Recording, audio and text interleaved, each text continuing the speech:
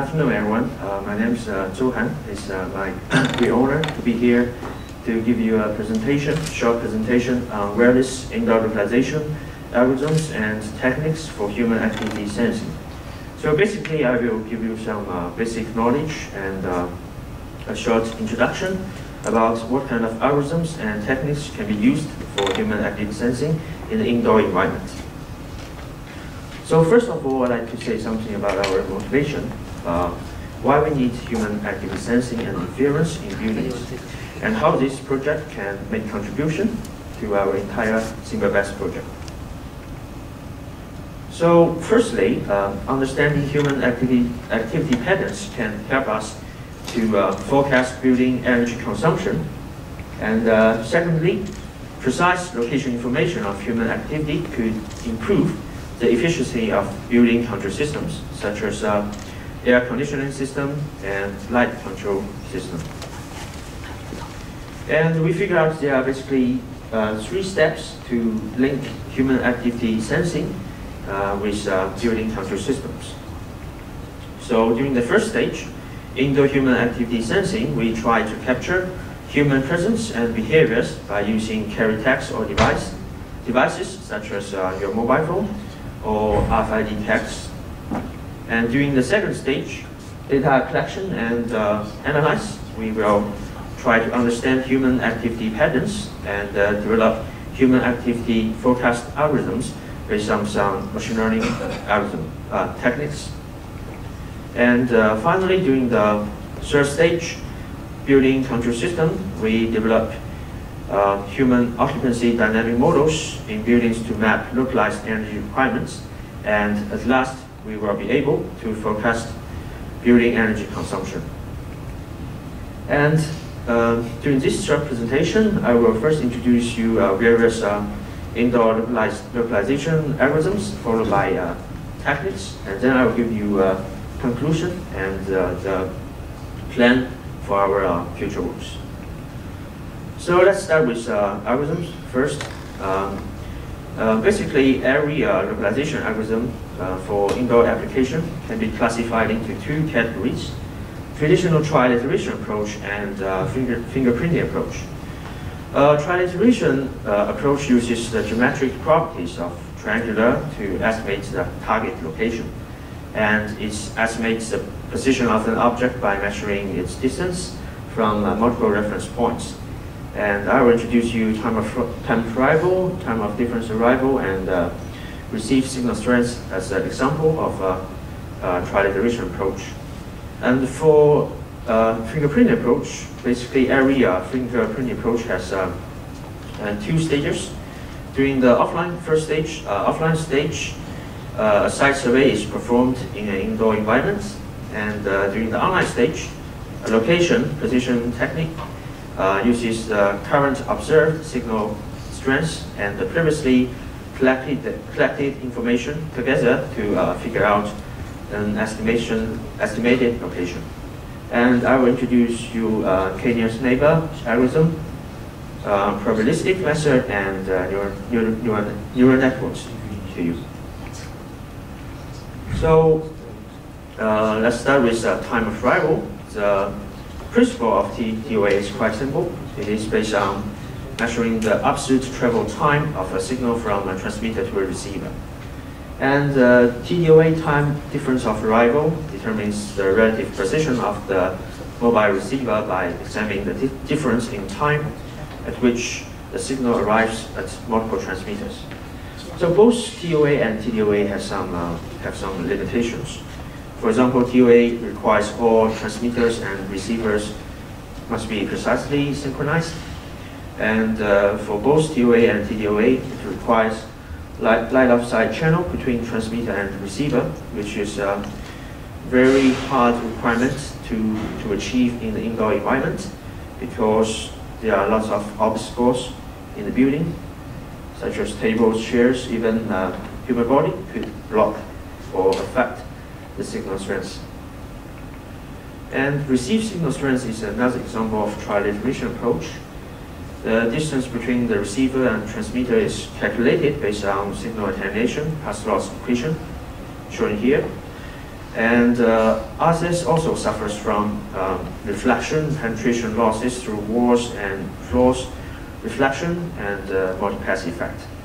So, in conclusion, traditional tri-iteration approach cannot provide us very high localization accuracy in the indoor environment. So on the other hand, fingerprinting approach is kind of a better option. The type of algorithms that first collect features of the same and then estimate the location of an object by matching online measurements with the closest previous location fingerprint.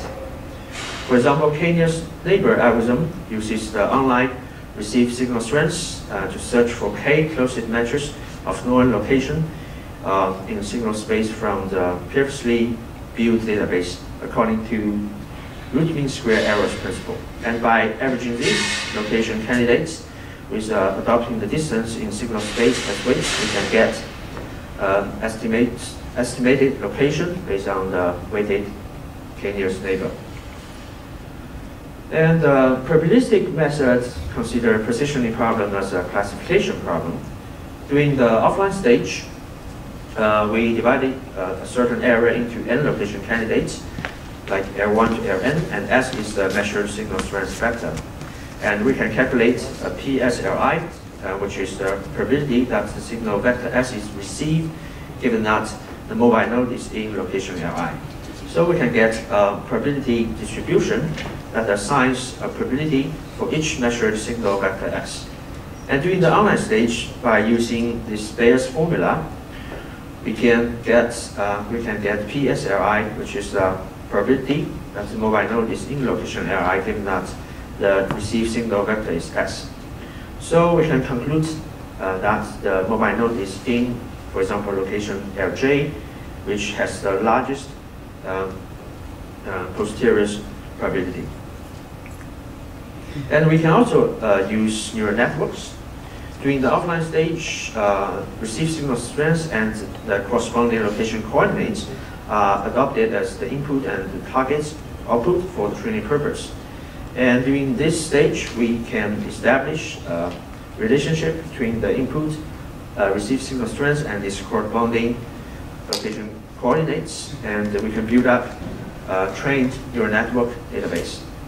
And during the online stage, the only thing we need to do is to feed new measured received signal strength samples into this database, and then the system can provide us 2D or 3D estimated location. So that is basically every localization algorithms we would like to talk about. And now let's move on to localization techniques. I will introduce you infrared, ultrasound, RFID, ultra-wideband, wireless local area network, normally called Wi-Fi based localization systems to 1.1. So infrared localization system is kind of the oldest and the most mature localization technique. As an example, active badge can provide us room level accuracy. The advantage of infrared is their emitters are small, lightweighted, and easy to carry. And most of the time, the system architectures are quite simple. The disadvantage of infrared is it suffers from interference from fluorescent light and sunlight. And some systems requires light of sight channel between transmitter and receiver, and it can only cover a relative small area. And we can also use ultrasound to solve our localization problem. Active beds and MIT Crackit are examples based on ultrasound. They provide us around 10 centimeters localization accuracy, and which is better than infrared system, and it can cover larger system area than infrared. RFID localization system enable flexible and cheap identification of individual person or device in a very complex indoor environment. Systems such as pop-on and RearNet provide us around 5 meters localization accuracy. The advantage of RFID is quite obvious. It can uniquely identify a person, and most of the time, the active RFID tag is small and lightweighted. The limitation of RFID system is sometimes some system requires numerous infrastructure components to be installed, and sometimes it is a time-consuming installation process. Ultra-wideband localization system is quite a good option for indoor application because traditional RF positioning systems suffer from body path distortion of radio signals which are reflected by walls in the indoor environment. On contrast, the UWB pulses having a short duration, normally less than 1 nanosecond, make it possible to filter out the reflect signals from the original signal, which can offer higher accuracy. UBSense is an example of ultra-wideband localization system.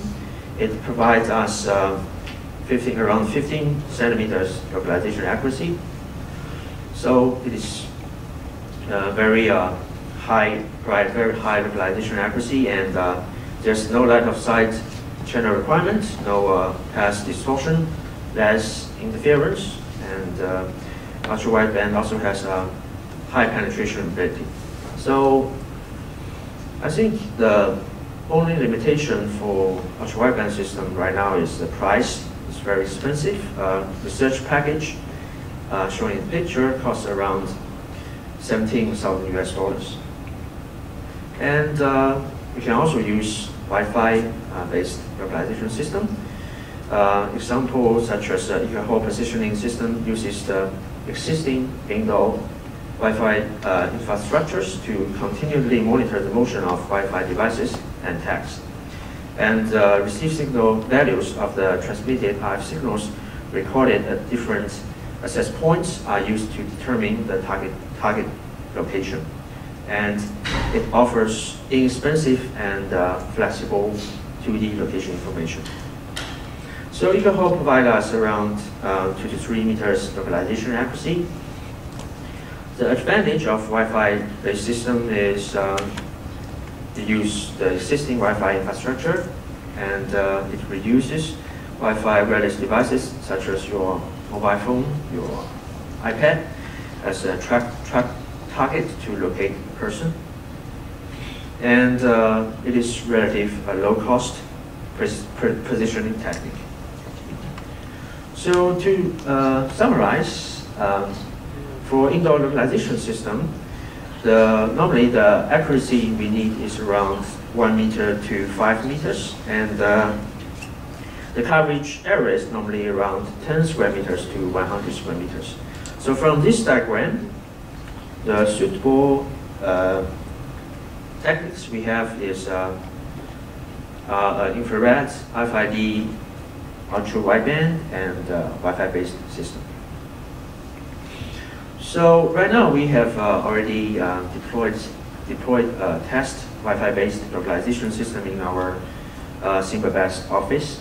Here's the layout of the office, and the blue points are the reference points we collected during the offline stage. We record both the received signal strength and its physical location at each point. And the red and green points are the locations of the Wi-Fi routers. And we also would like to deploy another localization system, which is the active RFID localization system. The blue points are the positions of the RFID readers on the ceiling. And so we hope we can at least deploy a well-functional indoor localization system in our office by this year, and then we can move on to the second stage, which is the data collection and analyze. And after that, we can try some our own localization algorithms and further develop some human occupancy dynamic models. And here are some references of my presentation today. And if you are interested about this topic, we can have a discussion during the post session, right? And thank you for listening.